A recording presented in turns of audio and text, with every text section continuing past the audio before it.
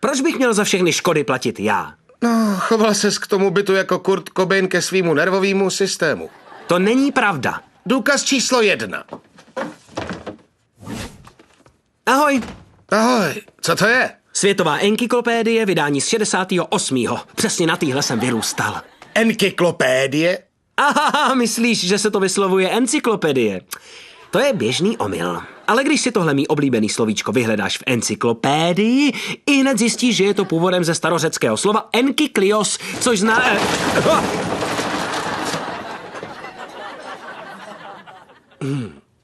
Víš, že tohle budeš muset zakvakat.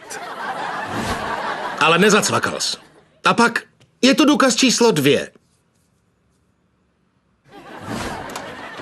Zářné jitro, šlechticové, pohleďte, čehož jsem vyhrál na jarmarku.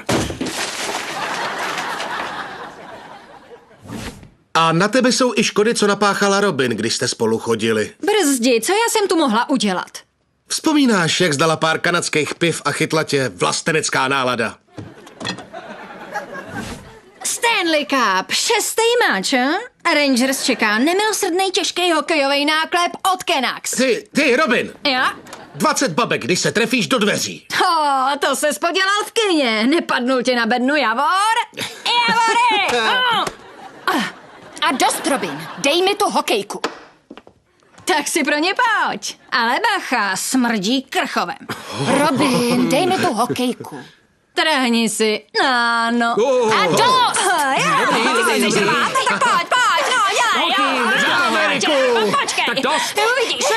Přestaňte, pauza, dost. Ale Tede, to ne! Do holčičí rvačky se nikdy nemontuj! Nikdy!